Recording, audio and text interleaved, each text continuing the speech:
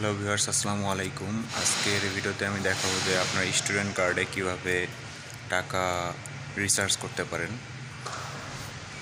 তো এটা হচ্ছে যে মেশিন, এই মেশিনের মধ্যে টাকা রিচার্জ করতে হবে।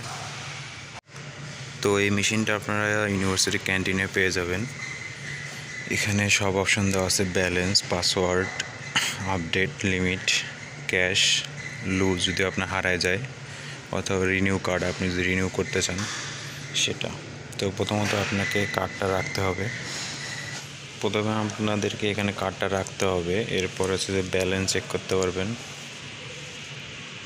ব্যালেন্সে ক্লিক করলে এখানে আমার 3 RMB আছে, আমাকে আজকে টাকা ঢুকাইতে হবে আর কি। এটা হচ্ছে ব্যাক, এরপর ক্যাশ। ক্যাশ আমার হচ্ছে এখানে 3 RMB আছে। তো এখানে 50 RMB এবং 100 RMB হচ্ছে যে টাকা আপনারা হচ্ছে রিচার্জ করতে পারবেন। তো আমার কাছে 100 RMB আছে, আমি এখানে টাকাটা দিয়ে দিব। টাকাটা নিয়ে নিছে।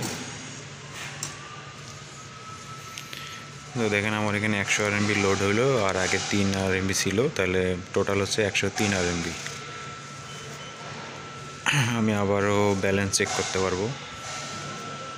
103 RMB। ক্যাশ যদি ক্লিক করি তাহলে 103 RMB আছে, এবং আমি চাইলে আবারও 50 RMB 100 RMB রিচার্জ করতে পারবো, এবং সর্বোচ্চ 1000 RMB এখানে এই কার্ডটাতে রাখা যাবে আর কি। তো এই ছিল আজকের ভিডিও। অনেকে যারা ক্যাম্পাস কার্ডে টাকা লোড করতে পারেন না বা টাকা রিচার্জ করতে পারেন না, তারা এই ভিডিও দেখতে পারেন। এই ভিডিওটা আপনাদের জন্য হেল্পফুল হবে।